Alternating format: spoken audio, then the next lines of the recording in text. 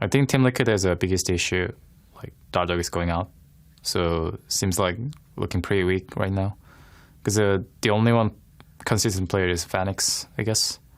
But the really good advantage of Team Liquid was mid and jungle synergy, but jungle is like pretty new guy, so I guess they lose their identity.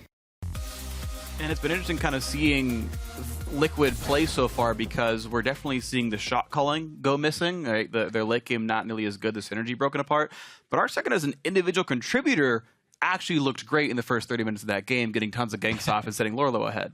Yeah, I mean, he definitely was set up for success there in a lot of the plays and cleaning up a bunch of kills. But it looks like some of our fears have been confirmed, at least in game number 1 here for Team Liquid roster. Right. As we talked about with a bunch of new guys and losing the main shot caller, was definitely going to have some trouble in the late game, and that did show. Yeah. Now, Envy, they did win a lot of the team fights later on, and the assists per kill for Team Envy were actually a full assist higher than Team Liquid. So a lot more teamwork there, as reflected in the stats, as well as what you saw in the end of the game. Exactly. It's my favorite stat for kind of breaking down how a team plays. It was 2.78 assists per kill for Envy, 1.78 assists per kill for Liquid. So it kind of shows you what their kills looked like. They tended to look like team fights. And also, to sing the praises of a player, Seraph went off, of course, on Cassidy, highest damage in the game, 947.7 damage per minute, extremely high. Now remember, another reason why the assists per kill are going to be higher for Team Envy is they were losing a bunch of the early game. Early game is where solo kills happen and duo kills happen. Team Liquid, they had strength in the early game. They had a bunch of isolated skirmish victories. And that also contributed to that stat. Meanwhile, though, let's take a look at this. We got pretty much the same bands, actually. Exact same bands. Team Liquid on the same side as well, because Team Envy, they did get choice for this pick ban phase, and they decided they wanted red side, so they can get that double pick on the counter side. Plus, they also get to hide their last counter for sure. Maybe switch up some champions through the different lanes. They're a huge fan of flex picks to a fault. Yeah, and sometimes to their gain as well. I mean, you're right that sometimes it does go wrong. So far, the exact same pick and ban coming through. The run back is here. Echo being hovered, and look at this, more similarities. The same comp so far allowed. Actually, no, some differences, of course. Instead of the Rek'Sai being grabbed up, is now the Gragas saying, okay, Arctic, you can play Gragas. What else can you play? You had a lot of success there on the Gragas. The thing is, Rek'Sai is even easier to play than Gragas is, so sure. I'd say he should be happy to play Rek'Sai.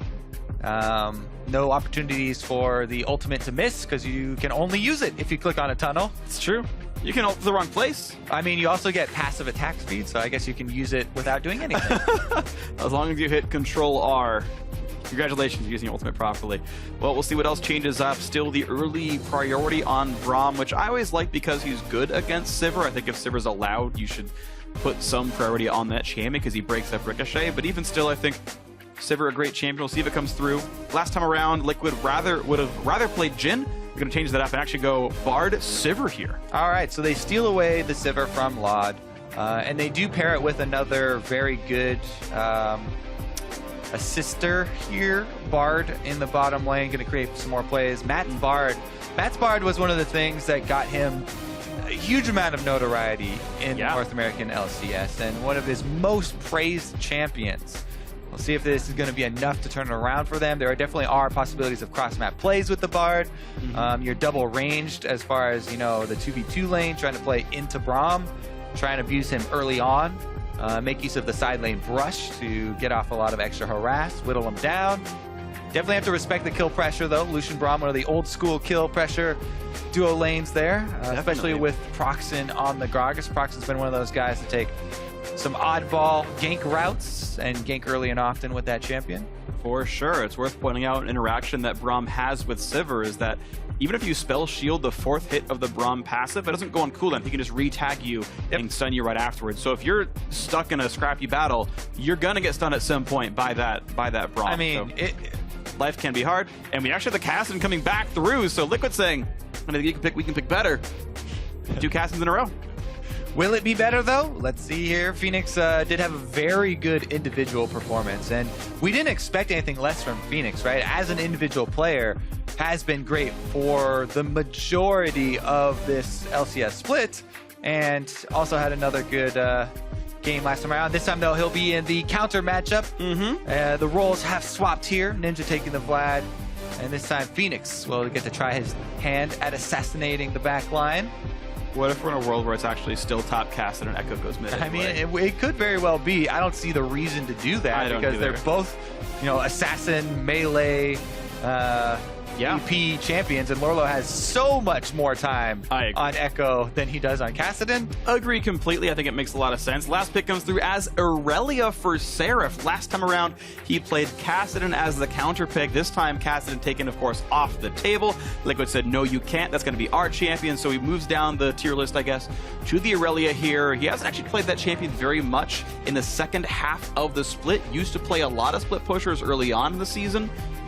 That's tapered off, but he's now back with the Aurelia here in the regional qualifiers, up 1-0, hoping to make it 2. Question is, will he build it like Ray builds it? Dustblade, unlikely, and go full assassination damage.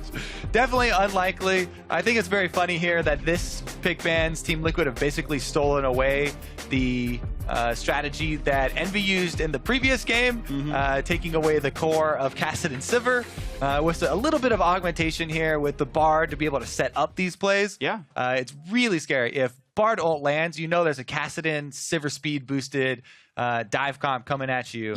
Pretty soon. One thing that I think is very good for Liquid here, though, as we get ourselves into the second game, is they've picked champions that will just work better in the late game, where if they already assume they're going to be better at ganking, they're going to win their laning phase, they're going to get that 5,000 gold lead at 30 minutes or so, well, now their champions are suited to actually push that advantage forward and close the game out instead of getting outscaled, and so some of the weaknesses might be covered up by their champ select as we get ourselves into game 2 as Liquid hopes to make a comeback against Envy, who squeaked out game 1. Meanwhile, Team Envy looking to cement that 3-0 that Lod was proposing in his video. Yeah, push it forward. It's definitely the hope that Envy can close this out, hide their counter picks, hide the rest of their strategies, and show up tomorrow refreshed and ready to go against Cloud9. I mean, that would be one of the most epic gauntlet runs. And this is coming from a region where we had the Cloud9 run where they went all the way. I was going to ask you, actually, if either Envy or Liquid do make Worlds, is that more or less impressive than the C9 run? Oof, I mean, the C9 one was really epic, but with C9 being higher than Envy now in this gauntlet, like C9 and Immortals right now it's just kind of assumed that will be the last game hard of the final gauntlet losses, because both of those teams already shown in playoffs that they are, putting in a ton of work right now, and part of the reason why Envy and Team Liquid are considered so much underdogs in the gauntlet is not only their finishes, but also I guess we haven't seen them in a long time, so we haven't seen any improvements. Whereas we've seen on screen the improvements that Cloud9 has made from the regular season to the postseason. Just watch Impact for the last couple of weeks, and you're like, okay, this is gonna be hard. If it was just that one player, and everything else, I'd say that All right, we are going to have delayed invade to stop this Gromp, though. Let's see, will they be able to finish it? They're actually staying on it a long time. Stayed on it very long here. They're not respecting. They saw him come in here to try and... All right, time to earn a little bit of gold. Oh, he's going to get it! Yes, he is! Unlucky. Matt swags away and goes, I don't want to get queued. He might get queued. Ooh, what a great stun, though. Flash auto, okay. Matt's still in danger. My life for the Gromp! Exhausts Lod, but have to flash away. Hakuho doesn't have his own flash. Q's not going to land. Chase him down, tilt! Heal, flash! And Envy are going to miss half a minion wave. They're going to lose all the health they lost from fighting the Gromp. And Jinth is quite far ahead. Jinth got solo experience on the first wave. Plus, Matt's not even behind because he got Gromp experience. Stealing the Gromp. They're both This is Sivir with control of the lane. It is Sivir paired with a ranged champion to also try and harass you as she has control of the lane. And Team Envy, almost always when people place a defensive ward and they start the Gromp and they see the enemy come in to try and harass them on Gromp, almost every single time they'll stop and they'll say, oh, you know what, we're not going to take any more damage from this, and they just go to lane. And both teams consent to no jungle starts for themselves. But Team Envy a little bit stubborn there, and they are punished for it as Matt not only steals the Gromp but baits out an extra summoner. Well, I guess he uses exhaust too. And right now, actually, Arc Second is a camp ahead of Proxim. It's already level 3 when he was doing the blue buff steal. Proxim just hitting that level himself. So Arc Second actually in a pretty good spot himself up a camp. As we said, Rek'Sai is a more simplistic jungler, a lot easier, especially for someone who recently has switched over to jungling. This would definitely be my go-to champ for pro play. A little bit less early playmaking. We'll see if Proxim can make that up. He definitely still has flash, but he's been seen on that deep river ward from Lorlo, so they know his whereabouts and shouldn't be surprised. Yeah, shouldn't be too much. We'll see what happens, though, as Proxim is roaming around in the mid lane. Phoenix, half HP, level 4, Kassadin already out of potions. But a great ward says, there's someone coming. And that ward is, I mean, it's kind of expected, right? Because I said they just got seen in the river. They knew he was over there. There's only one place he can go. He just went down from the river. They know he just cleared out that side of the jungle, so good job there. Phoenix spies him, and he will not be surprised, as predicted. Arc Second wastes a little bit of time at the mid lane. Looks like he's going to fight for the Scuttle Crab in the bottom river right now as Ninja pushes the wave in. And Phoenix will likely, he will teleport to get back in and not miss too much here. Right now, plus 2 minions for Ninja. Yep, use your teleport to get back to lane. That's how you shore up Kassadin's laning phase. First teleport doesn't provide a whole bunch of kill pressure unless something crazy happens in one of the side lanes where they're just trading super hard very often.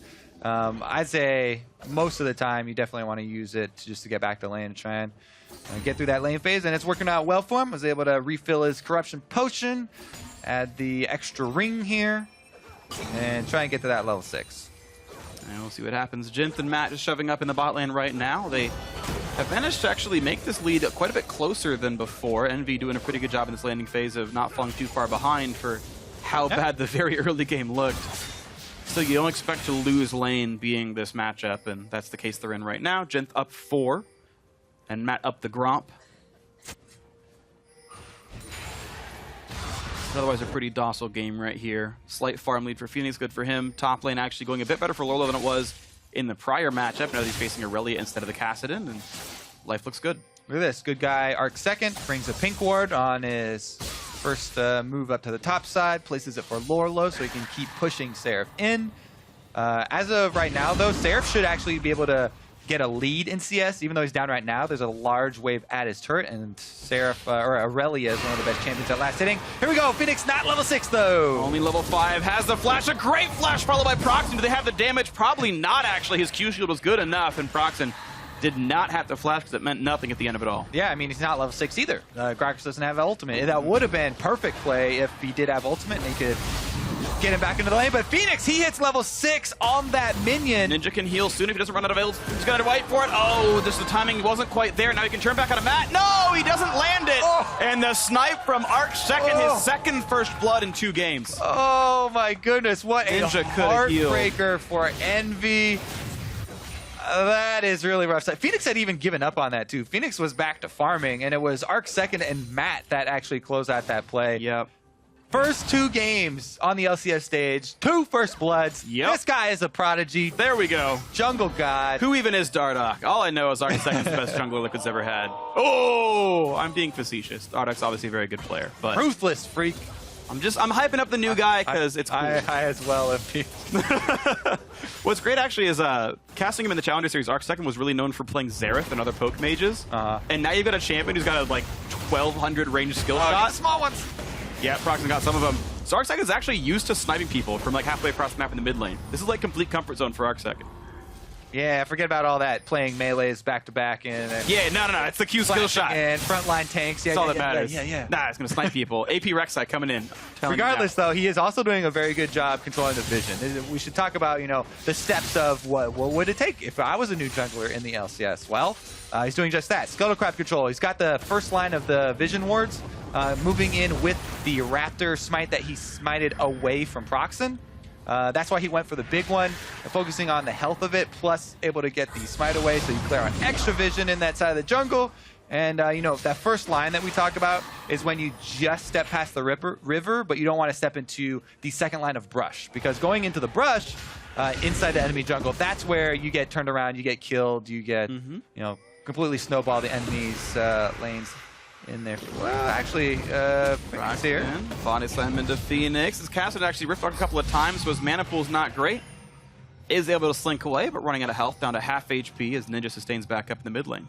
Yeah, Phoenix just goes and trades with the jungler there over his dead ward. Very angry about it. Bottom side Scuttle Crab going over to Proxen though, as Seraph tries to make quick work of Lorlo. But the passive speed there from Echo is big. Big? You could say massive. I think it's big. accurate. I feel like I just had used it, so I didn't want to use it again. Okay. Anyways, Lorlo gonna use the ult back to lane, as has come to be expected of him. Plus, he built the phage first, so that's why the speed was big. Impressive, you mean?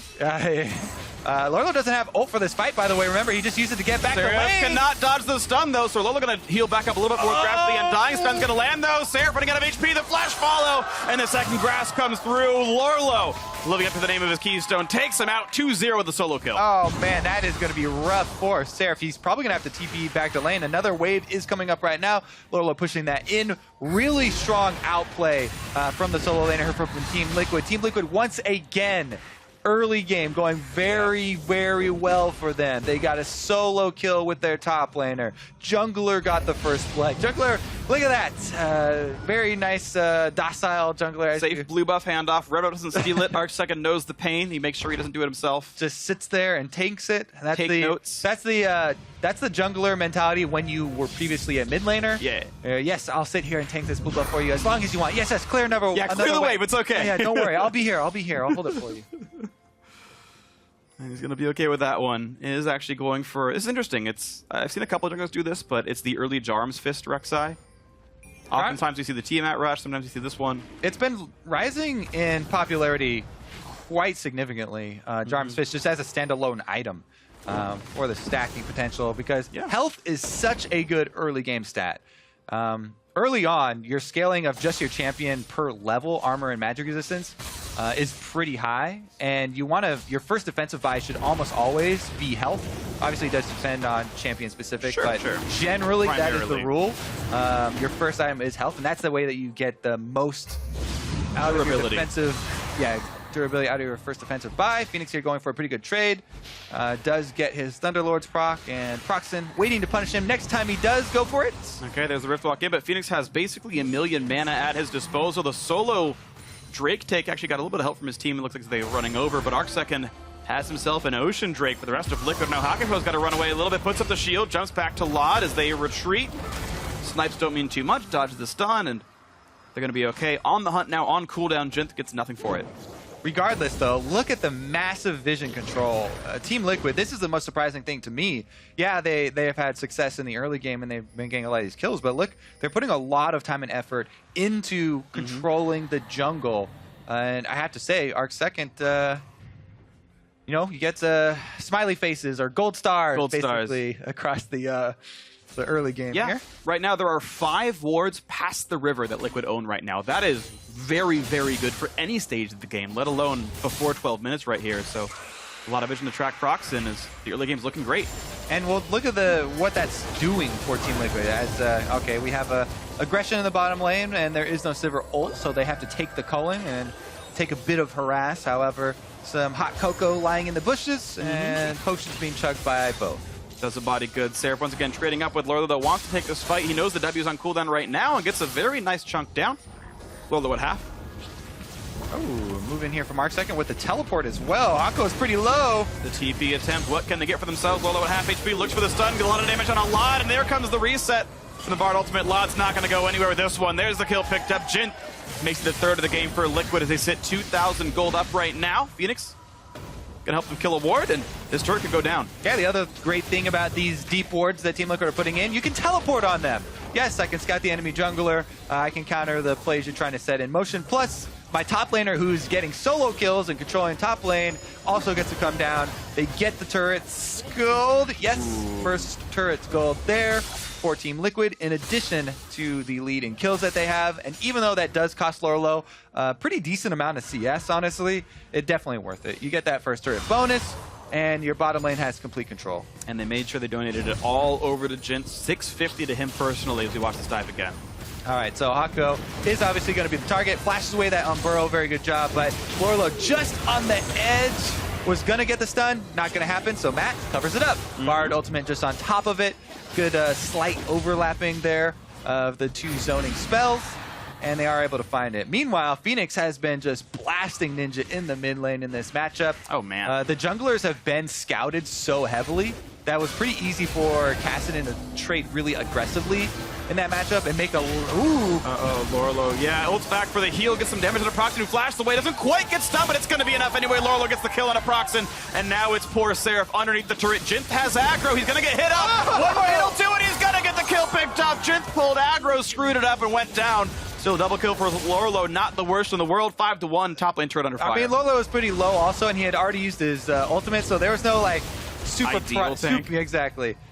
Meanwhile, though, let's take a look at the bottom lane. The flash chase. Phoenix almost gets loud. One more hit will do it, but the knockout comes through, and they're going to turn it around. The retreat comes in. Arcsecond gets his second snipe of the game. Both kills with the Prey Seeker. Teleport there, or Ninja actually just ghosting to walk down there as fast as he could, but he's too late.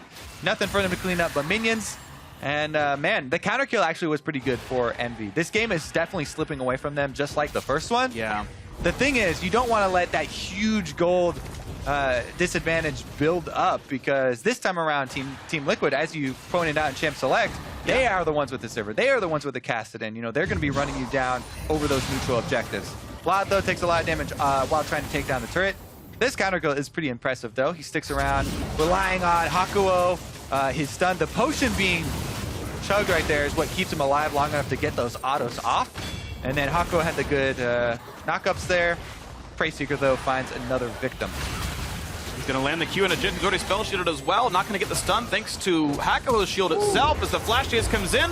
Two-man Tempered Fate from Matt, and going to get away from the explosive cask as well. So a safe retreat by Liquid. Yes, they break some stuns, and the last shot comes through. Seraph with the max range Transcendent Blade from downtown picks up the kill. And trading it back a little bit, but it's still a 3,000 gold deficit for Envy. They've got to make a lot of ground up right now. Looking at the mid lane for their first turret, maybe, but Phoenix has so much damage, clears the wave, nothing to be done. Oh man, that was actually very surprising that Lorlo was going to go down there. He does... Oh, Phoenix actually loses his blue buff off the back of that as well. Good thing for Team Liquid, though, their top turret not going to go down because the minion wave was pushed up, and Seraph cannot stick around to finish it off. So a tight game for sure. Bot lane going back and forth in kills and farm. There was a moment where Lod had the lead. That traded back around thanks to the double kill down there and the turret and everything else. Liquid looks good. Infernal Drake spawning in just 40 seconds right now. And well, TL with the lead. 2,500 gold up. Likely to be the ones in control for that. The Ocean Drake helping a lot as well. Early Ocean Drakes are just absolutely insane for making your laning phase look good. And infinite mana, a nice benefit of that. I feel like this is the best Drake curve. Ocean into Infernal. Here we go, though. This is that top fight. Lorlo even had the red buff. He's fighting in the cannon minion wave. A lot of minion damage, actually, there. Be very curious to look at that recap, because he's tanking 2 waves worth, and he actually went right back into that stun. Seraph's like, okay, I'm happy to fight you with my 2 sets of ranged minions plus cannon and just stun you up. Lorlo doesn't realize till too late. Gonna lose this 1v9? Yeah, 1v9 if you count them as... We had discussions earlier about minion rights, and if they count as full, full champions. They definitely don't count as full. So maybe if you have 3 waves. All right, that's like each wave is a champion. It's like a 1v2. Here we go, though. There's the Infernal Drake. Seraph going to teleport in, and it's a bit of a team fight. Matt taking a lot of damage. One more hit will do it. They're going to knock him down. Seraph gets one already, and now Jinth in a whole world of trouble, and a bunch of kills now coming through. How much more can they get? It's a double already for Seraph. He's got Flash available. Liquid running away. The nice Q from Hakuo after the Flash. Lorlo's going to jump over the wall. He also has his ultimate, so I don't know if that Flash was really advised, but Team Envy are going to try and get a turret off of this. Minion wave control is really the objective small, though. here. It's not going to be enough. The tank does watch out. Ninja could get stunned. He might have to pull, and he will do so. Hakuo quite injured. Is there much more of a chase for Liquid? Phoenix, wants to go in full health bar. Lorlo gets stunned up, and oh no, that was way more than he wanted to bite off right there. The second time Lorlo dies for phase diving in. I don't think they were communicating that, because it looked like Lorlo was just playing off of Phoenix's actions rather than pre-planning that re-engage. Cassidy had already turned around, just going for some poke there, and Lorlo went for the kill. But let's take a look at the first kill. Matt was CC'd down as he got culling.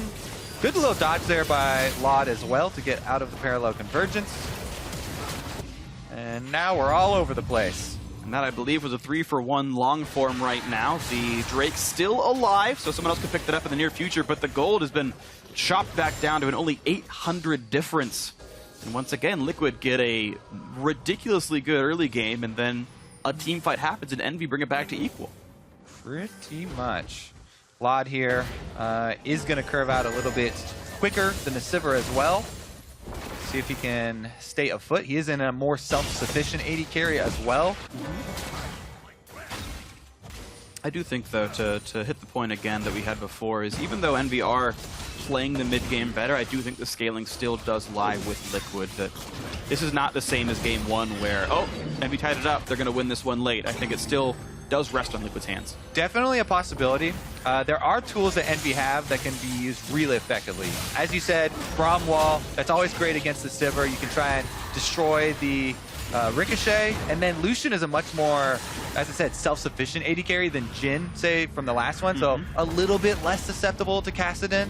We'll see how well Lod can play it and how well his front line can also play it, because it is very much a team effort to try and defend team fights against Kassadin. For sure. We are actually seeing a more assassin-focused build from Seraph. He's going Yomu's Ghostblade second. Maybe it is going to be Dusk third after all. Normally we see things like Ruin King in that kind of build. Not going to be the case here. Gotta say, I love what Ray has done to the top lane itemization builds.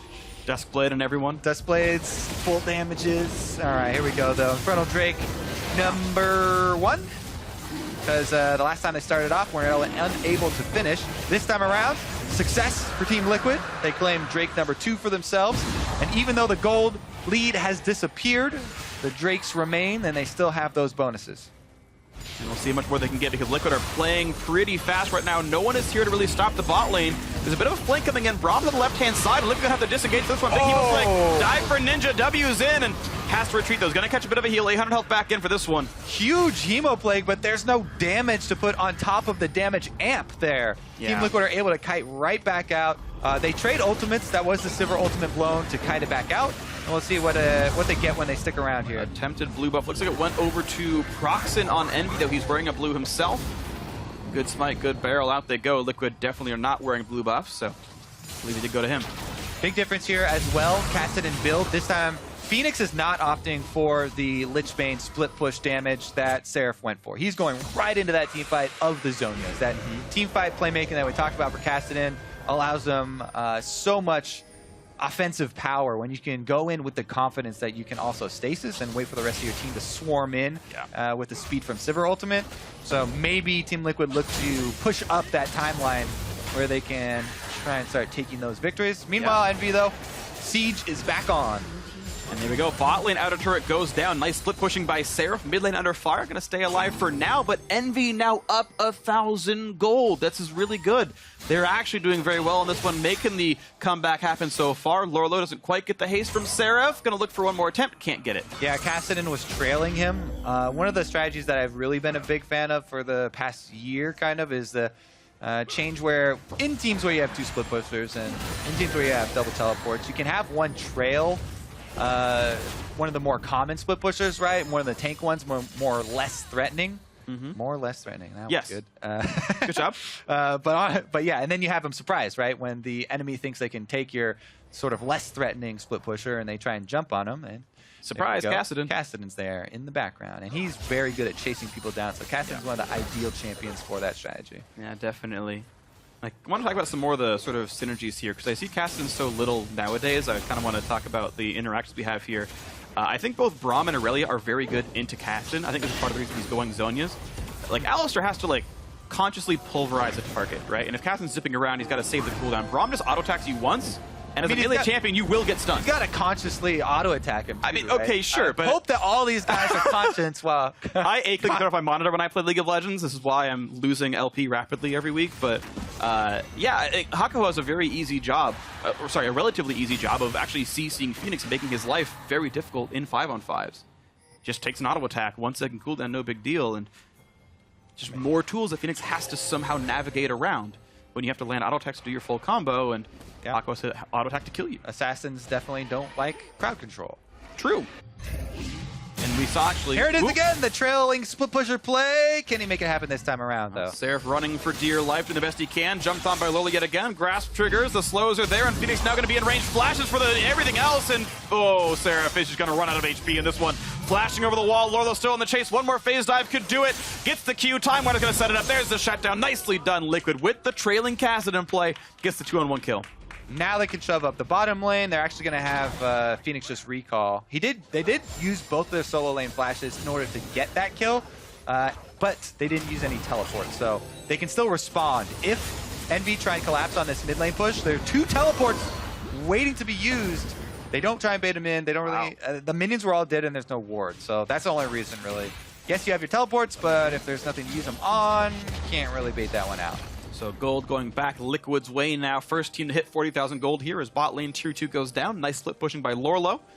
You saw a little bit ago, Jin very afraid of Envy's potential fight and kind of burned his ultimate a bit prematurely, so no on the hunt available for a little while. It will be back up well in time for the next Drake.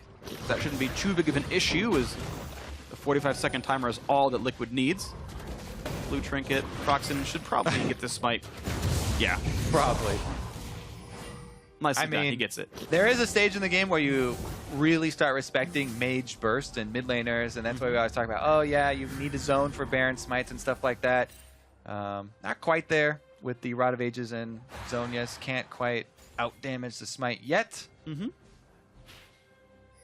Arc second going to Titanic Hydra as well, so more damage coming out of the backside. Now Phoenix, finds 3 enemy champions there. Ooh, dodge the body slam, but the flash knockup. It's going to be everything they need. I don't see him getting out of this one. One more hit will do it. Lot gets himself the kill. 2, 1, and 2 for this Lucian. Tying the game back up. Envy still striking back. Yeah, he will come up in time for the Infernal Drake. So for Team Liquid, yeah, that always sucks when you give a kill like that, but you know, they do have a Sivir they can try and rotate over for wave clear. And but will he be in time? This turret's going to lose a lot of health. Sivir's not there. Arcsecond doing what he can, but he has to respect some of the damage output and be just a little bit gun-shy because they're actually playing the split push game. Seraph is in the mid lane, just soloing that mid lane turret down. Going to knock it out, and Envy tying the score up again. And look at the knockback out of Lorlo. He's going to ult back in, but a couple more attacks will do it. No, Tempered Fate hits him. Will this be the re-engage for Liquid? Damage on a Seraph. Quick shield block for Hakuho, and they're going to be okay. But if they can whittle him down, you know, chunk out the health bars in preparation for this Drake, that also is a very big deal. Now it's only 10 seconds away for the Infernal. Envy healing back up in the river, and they have a teleport on Seraph. So Seraph is going to purchase, then come back out onto the field. And meanwhile, the Ocean Drake Liquid got earlier is helping them stay topped off for this move forward. They're all nice and healthy. Right now playing mid lane priority is Liquid as the Infernal Drake spawns just now. And Envy say, do we rush Drake? Do we defend mid? And they're gonna waddle over towards the mid lane, but this is a bad choke point. This could be cut off. You can see Matt looking for the stun. Look at that ward now. Seraph's going on it. Here comes the Seraph flank. Look into the back line for Phoenix as Liquid runs away, but it's a bit of a disjointed retreat. Seraph's got to run back into the slow into Arc second. Watch out for the stun as Lorlo looks for a little bit, and it looks like Seraph's TP means basically nothing. Definitely a bit disjointed, as you say. Pretty hard to collapse on that, though. I mean, the Team Liquid squad is very mobile. Uh-oh. They're actually going to try and start up Inferno while defending mid. It's a difficult call. I mean, Liquid clearly have priority. They can get the chip damage down on the turret. Envy don't want to let it go. They don't want to trade objectives. They want to fight for this one. Here comes the dive in. Ninja wants Jint. Explosive cast doesn't do a whole lot, but it does mean Sivir gets dropped out. 1 for 0 so far. Ninja catches the heal. They're now on to Matt, and Bard goes down. The third kill as well on the backside. Arc second drops his life. Now a gold lead for Envy. It's a 5 versus 2, and they're going for Baron. Yeah, they can upgrade their neutral objective now. No longer focusing on Dragon. Here comes Lorlo, though. Misses the stun. Missing the stun. 600 health going back into Ninja's pockets thanks to his empowered Q, and Envy make the right call to go for the fight. It was tricky, but they made the call. Knockup from Hakuho to try to buy time because they're saying focus Baron, knock it down. 1,000 health left. Smite is up for Proxen, and he's going to pick it up cleanly. Nicely done, Envy, now sizably ahead. Good job by all members there. Nice zoning from Hakuho. Able to get the knockup on both solo laners. Doesn't go down. They don't lose anyone in this fight, and they get the Baron afterwards. Jin spends the entire time just running here. Ninja drive-by kill onto the Sivir, circles around. That was almost all Ninja right there. Just runs through the entire team. Vladimir drive-by, and Jint did not get more than a couple autos off. Maybe only one the entire time. And he, is going for the standard offensive build. I can't fault him for going into the items he's going for here, but he just got worn down so rapidly here. That's why Ghost is so popular on Vladimir. You know, there is the option, as we saw last game, to take teleport as well and have that extra global, but Ninja making good use on the team fighting there. Able to get huge neutral objectives for the team. Baron and Infernal over to Envy. And once again, we have a game, early game going over Team Liquid. Couple of solo plays, some jungle first blood. Envy takes over in the mid game. More coordination here. And actually, they do not have teleport on Seraph, so Envy has to run for it. Sivir ulti pop, Liquid pulling the trigger, trying to make the play happen. Lolo's on the flank, lands a two-man stun. Here's a knockout from Arch second. This is the fight that Liquid needs, but do they deserve it? It's a two-man temperate fate to make the play happen. Ninja in the front lines, but he's pretty tanky on the Vladimir. Dives forward, puts on the pool. Lolo running out of health, and now Arch second gonna get stunned up. This is now a dead Rek'Sai. No, she's gonna just barely slink away, but here come the reinforcements. Seraph is on. He's here to make some arrests. Looking for the kill. Ooh, on to Matt they go. Phoenix in the back lines as well. Trading blows back and forth. A very spread out fight as Hakuo's out of HP, but it doesn't matter. 2 kills picked up, and now Phoenix on the wrong side of town.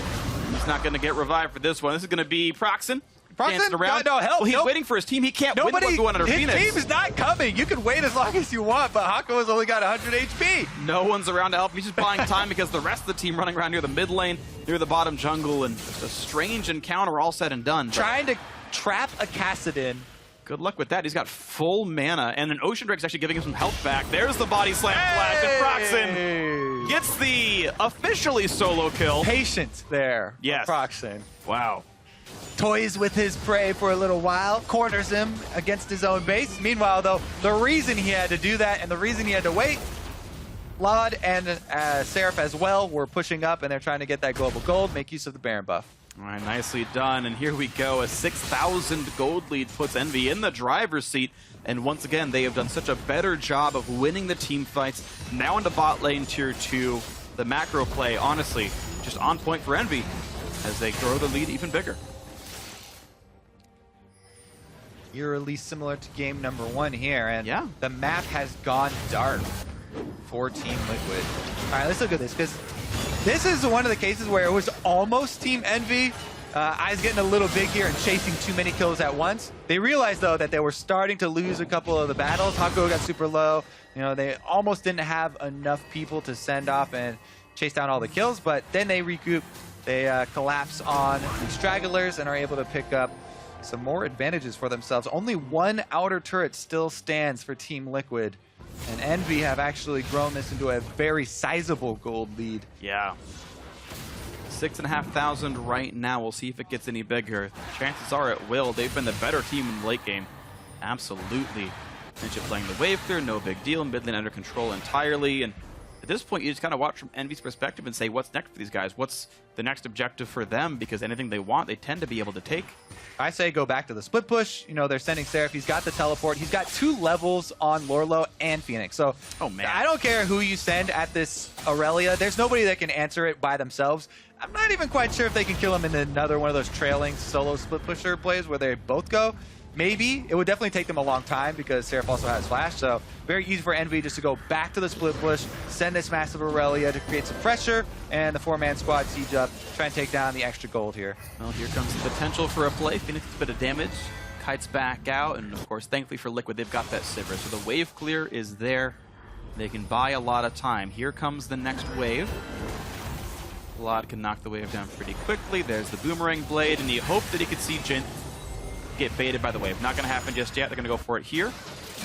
And here comes the play. Seraph, 1v2, looks for the play, gets stunned up, though by parallel convergence. Plenty of damage into Phoenix, who has to cut away, pops the Zhonya's, and Seraph just saying, yep, you're mine. Nope, not going to get it just yet. Stuns Lorlo instead. Body slam chains in, and suddenly life is bad for Echo. Ult's back, but he's going into the enemy team, and there's the kill picked up. Envy doing a great job turning it back around. Seraph just does not take enough damage.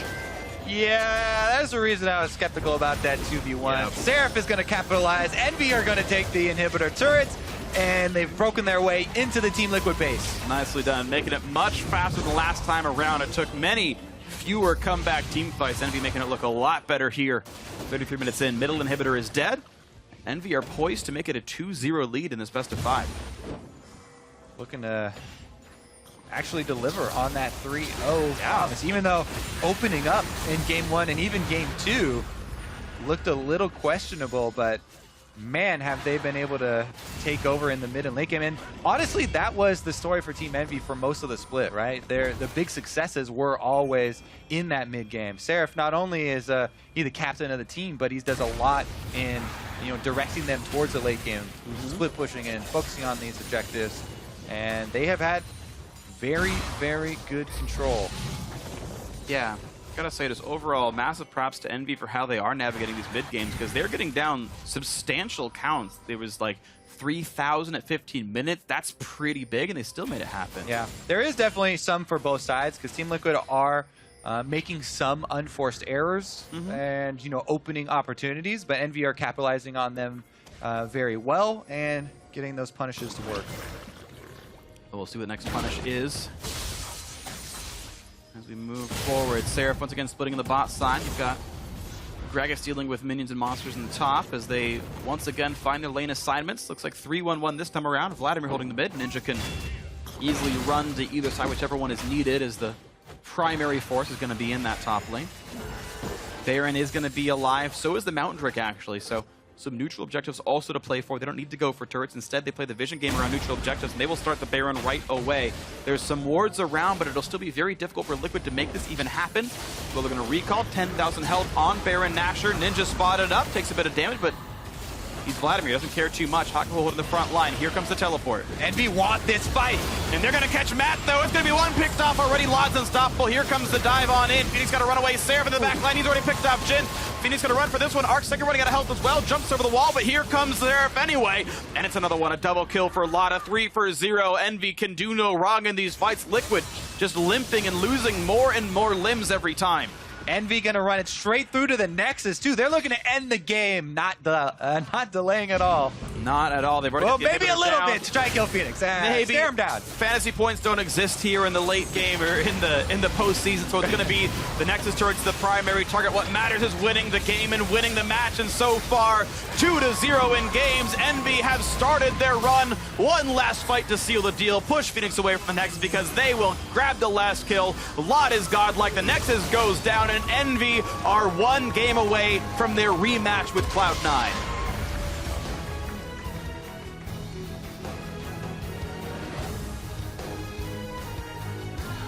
Team Liquid definitely with some issues to clean up towards the mid game. Losing Dardoch, that's why people said it was such a big deal, because losing Dardoch, not only is he a great individual jungler, right? This guy, he's got great mechanics. People are saying, oh, he arguably could be the best person on their team just as an individual player, but he did so much as far as giving the team a direction in the game, right? In-game shot calling is one thing, in-game leadership is another thing on top of it. And, even if, some of the words he uses are harsh sometimes, or they create strife within the team, Team Liquid without Dardoch previously in the season looked like they struggled to find that direction, right? Yeah. And that is kind of surfacing here. Yeah, the direction they've gotten right now has been downward. They're finding the ganks, and again, I'll repeat what I said from the first game. Arc second as an individual contributor seems fine. He's getting the ganks off. 2 first bloods in a row. That's a great track record. The early game leads continue to be here for Liquid, but as you said, the leadership, the direction isn't there, and Envy doing such a better job of team fighting. As far as 2-week-old junglers that I've seen, Arc second is the best. I got to agree with that one, but unfortunately, Liquid's still not the team that they expect to be with this current lineup. So Envy, hey, good job to them. They're leading this series 2-0, so let's hand it back to the analyst desk.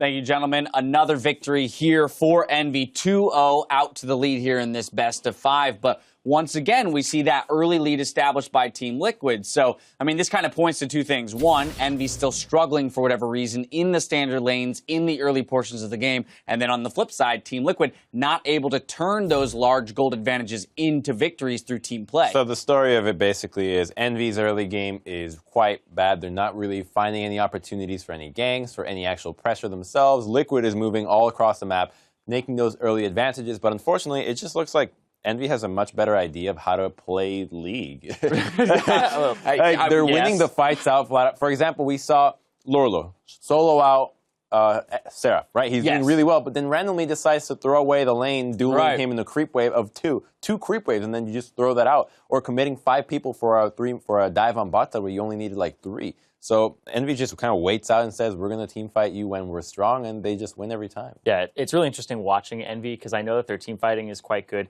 but they are a good mid-late game team, and they always have played to that strength. Right. And their laning phase has just been the thing they sacrifice. So teams that can beat them in the laning phase and continue transition will always crush them pretty quickly. Well, that's what happened in their series against Cloud9. That Cloud9 kind of was surprised by how well Envy was able to execute one of their compositions in the team fighting, and they were unable to handle that. Kennen? Yeah. Yeah, the Kennen Lissandra, the double Zanya's, pseudo tanks. And how about these draft adjustments, right? So we see Team Liquid deciding to take away the cast, and given that both teams decided to stick with bans, we were questioning whether or not we were going to get the Salty run back. But Team Liquid make the adjustment. They take the Kassadin away, but now they're picking it into, the late game Vladimir damage, and then also giving Seraph a very solid split push option.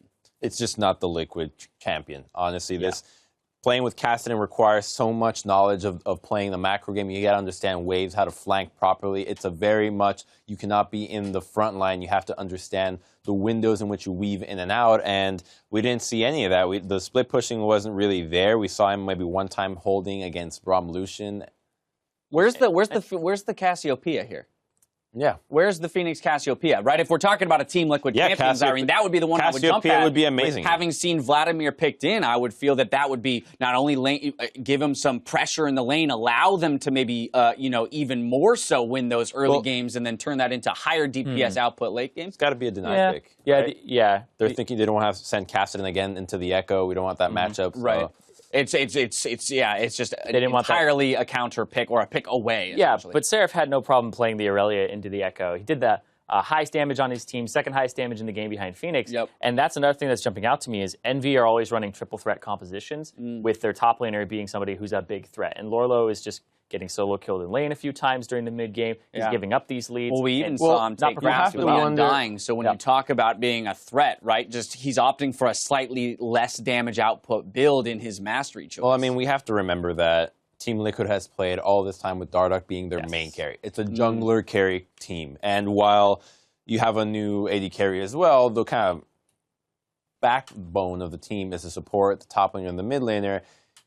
They're not used to playing without a huge damage threat from the jungle. Yeah, so that's a huge adjustment. You don't know what kind of plays you have to make, how much damage, how much more peel and safety you have to offer in a team fight. Let's go into some replays here. 17 minutes in will be the first kind of big trade for Envy. 2 for 1 near the Drake here. They will push into the mid and pick up a third kill later, but won't be in the replay. Yeah, Hakuo has actually been playing incredibly well on this Braum all day. I loved his previous team fight last game, but this one as well.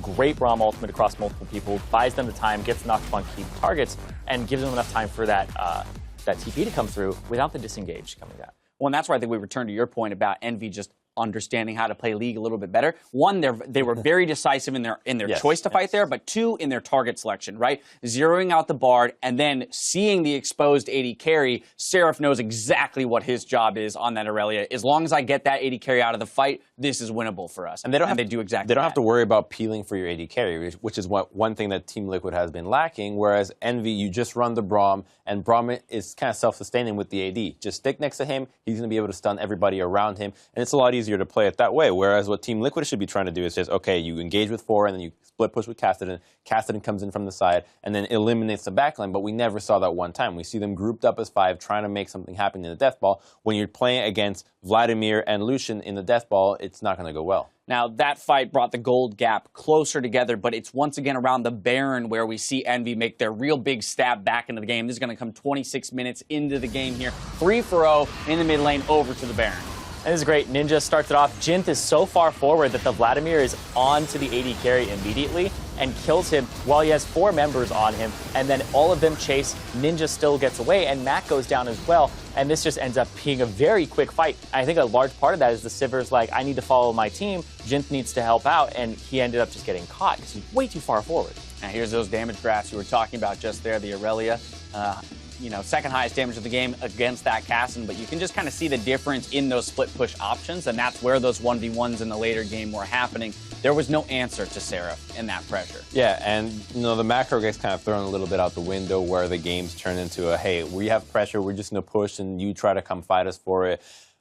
Honestly, this looks like an Envy 3-0. I don't think that any advantage that Team Liquid is able to get is going to be able to transition into a win, but that's what they're here for. They want to practice. It's very obvious that they want to just get some games in with these new guys. Let's look at that Game 3 then, Zyrene, because Team Liquid has opted to swap to the red side for Game 3, so at least something is changing as we enter that third game. But now you're in the position, let's say, as coach of this team. How are you going to set Team Liquid up from that red side to have a successful game here? Yeah, it's got to be, of course, counter picks. Like, if red side, you pick it because you want to counter pick. I want to see how their bans change up, too. Yeah. Because you might have to leave something open here, because if Envy are like, oh, we don't really want to ban Gnar anymore, they can pick it up themselves. So that's what it's going to jump out to me. But I think the coach needs to be able to recenter Team Liquid, say, you know what, we're getting all of these early game leads. You guys are clearly a better laning team. And transitioning that, you just make sure you have clear calls, make sure everybody's on the same page, because we've seen flanks that haven't worked out. We've seen that they have kind of the right idea. It's just the timing is different between the members. I think they just need a bit more wave clear, honestly. They're kind of losing a lot of pressure. They're always being later in the pushes around middle because of the lack of champions at wave. So Cassidy, not one of them. You have But they had Sivir at both times. They had Sivir one time. They had Jhin, right? So they had Jhin, Vlad one time, and now this time it's Cassidy with Sivir. Well, Sivir is good enough. Having the mid laner to help that out in the beginning of the early game is a lot better because they're not able to do anything around middle regarding pressure. All right, well, we're looking for some kind of adjustments. Maybe the counter picks will be enough for Team Liquid. We're heading into a 3.5-minute break. Join us on the other side to see if Envy can complete the sweep or if Team Liquid strikes back. We'll be right back.